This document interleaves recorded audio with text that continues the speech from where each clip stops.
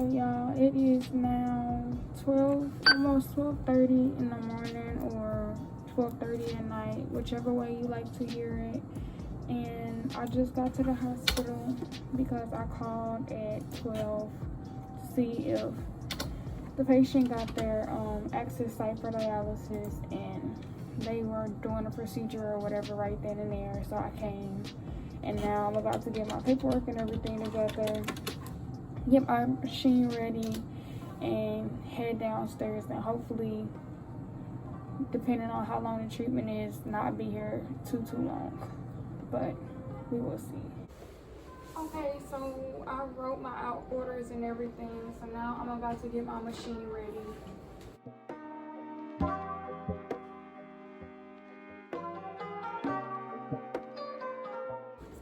Just a FYI, I am in this room by myself, and that's why I don't have my mask on.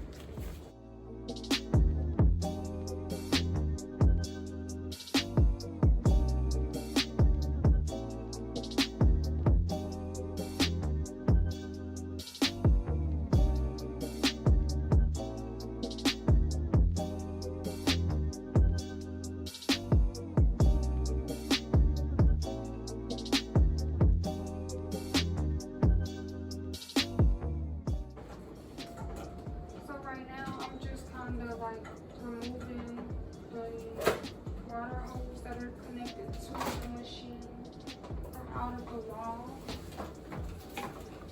down here, so I can take the machine with me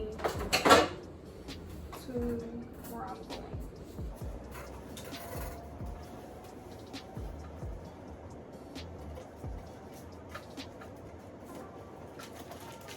And I'm about to check the paperwork for the machine to make sure that no patients ran before it and it wasn't cleaned or bleached the way that it was supposed to be, which is fine. And now I'm going to go get my supplies for my patient.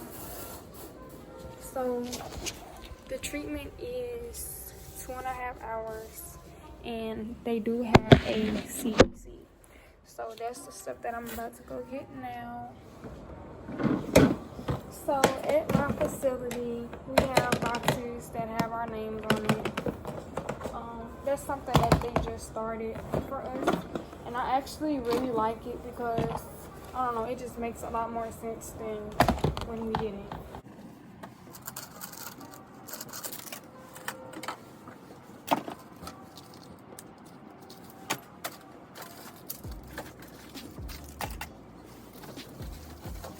After a while, a lot of this stuff is like muscle memory on what you need and what you don't need. But most times you kind of get like 2 times everything that you need, just in case you have to like restrain or anything happens to where you gotta redo it. You gotta make sure to get a mask for your patient. I got normal saline flushes, blood pressure, just in case they need it, which I doubt they will, but I'm just gonna bring it in case. I need CBC catheters, I need blue pads. And sometimes for me, what makes it easier when I'm packing my boxes, I kind of just go through in my head like the procedure and the stuff that I know that I need. Usually your box is a lot lighter when you have a CBC versus a fistula or a gram, because you just need less stuff like for cleaning and all of that. Because it's pretty simple for a CBC. You just clean it before you access it, clean it after you're done accessing it, and so on.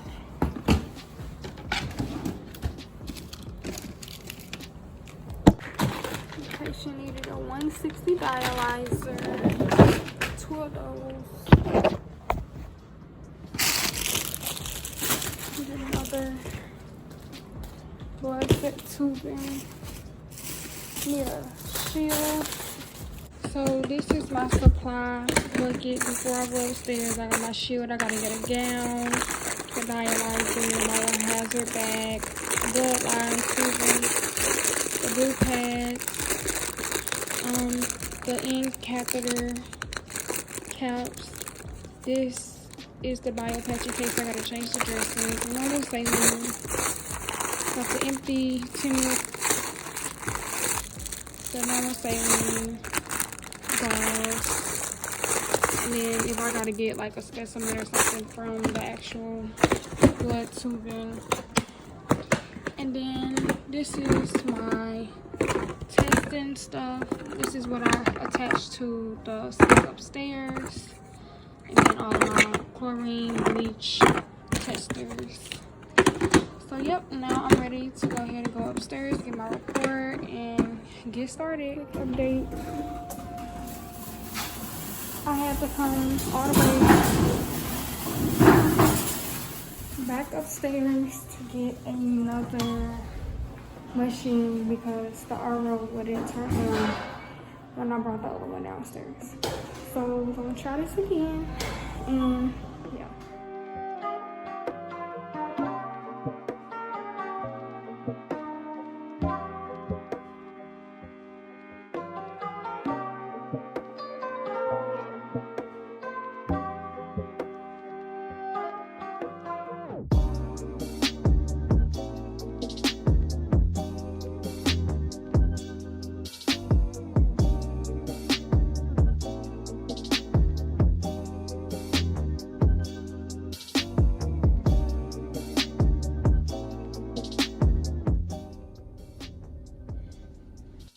So I'm just now getting home, and I want to say it's like probably 6:30 something a.m. and today is the 7th, and I have been up almost 24 hours with no sleep from the first time that I woke up for my regular shift on the 6th. So I have been up since 7 a.m. yesterday, and I'm so tired. Like, I feel like I'm about to crash, but I know that I'm not about to be able to go to sleep, especially with me having a dentist appointment in like 2 hours. But so like y'all saw, I got to work at 12:30, and it took me about 30 minutes to get my supplies, my machine and stuff ready, and my orders and everything, figure out who my patient was. Took me about 30 minutes for that, so I went to the actual floor around 1. And then when I got downstairs, I saw that there was something wrong with my machine, so I ended up having to go get a whole nother one from upstairs, and then brought it downstairs, and then got that started. So I had to run for another 15 minutes because I had to check the chlorine, the bleach, and all the other etc. stuff. And then after that, like, I strung and everything. And let me add, so I know that I told y'all that I'm out of orientation, but came to light that I'm not fully done with orientation. Like, I'm done with the part where I'm like glued to my preceptor hip part, but I'm still technically in orientation in dialysis for probably like a few more months, even though like I'm completely on my own. The only thing that I'm not on my own just yet is on call shifts. So like shifts like these, another nurse comes in right before I start to basically be there as a backup in case anything happens and I'm the only nurse or dialysis nurse there to handle whatever it is. So it was another nurse that was supposed to come in with me, and when I was done with the machine and everything, I originally called her when I figured out the machine wasn't working, because I didn't know if it was a way for me like to troubleshoot it or anything, but she couldn't like tell me over the phone, so I just went to go get the other one. So at that point, she should have, or well, I thought that she was heading in, and she's like a float nurse, so she kind of stays near the hospital. So she literally probably shouldn't have been like more than 5 minutes away. So at that point, like, that's at the beginning of like my whole setup and everything. So I did my assessment. looked at the access site, did everything that needed to be done, and now I'm ready to go. So I think this is around 12:50. Well, no, because I ain't gonna lie to y'all, I was so tired. I got my numbers mixed up with night and day, so I want to say it might have been around 1 something. And yeah, it was around 1 something, close to 2 o'clock, when I had tried calling her. Keeping in mind, the hospital does not have any service. Like, we don't have any service in the hospital. Even when you on Wi-Fi, sometimes in certain areas you can like get a good call in, or you can watch like Netflix and stuff. But in some of the places, like the floor that I was on, completely nothing. Like, it would show like the little bars on my phone, but it would show just lines next to it, meaning I didn't have no service, even though I was connected to Wi-Fi. So I'm steady like trying to call her, and I ended up having to call my manager because like it was going straight to her voicemail and my text wouldn't go through, and it was all because it came down to be that it was all because of me not having any service. So the nurse had ended up calling her and trying to get in touch with her and stuff, and found out that she was actually in the hospital, but come to find out she just didn't know where to go. So she had been in the acute room the whole time. So I ended up not actually starting a patient until like 2:30, 2:27 or something like that.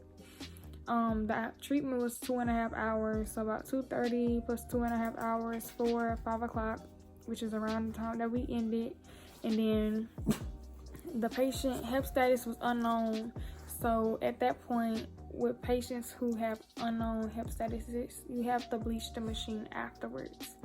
So this alone takes like 40 minutes. And so after we were done, we put up all of the supplies. I filled out all the paperwork that I needed to, put it where it needed to go, the binders, spit out the Hep B log, all of that. Then like it was still like another 20 to 30 minutes left for the machine to bleach itself. So that's partially why I got out so late. If I wouldn't have had to bleach the machine because of the patient being unknown, at that point I would have gotten off a little bit earlier, but either way, like I still would have been exhausted. So this is basically like how on-call shifts work for me. And I generally just sit in the room during the treatments, and that's even on a regular day during regular treatments. But on-call shift treatments, like I've said before, are for like stat patients. Maybe their lab values are like really high. Like I've had to come in before for a potassium that was like super high. Or like the first patient of the regular day would be a patient with a super high potassium or creatinine or whatnot. So yeah, this is basically how my on-call shifts go. And now I'm back at home and I woke him up, but I am going to try to get some sleep and hopefully just wake up and not miss my appointment. But yeah, so don't forget to like, share, and subscribe. And I'm so sorry that like I look so tired, but I think I feel worse than I look. And it's also cold outside, so it's making my eyes do this weird thing. But I got a really bad migraine as well. So yeah, I hope that you like this video, and I will definitely be coming out with another one soon. So just be on the lookout. Don't forget to like, share, and subscribe to my channel. Bye. Stay by midnight. Bye, y'all.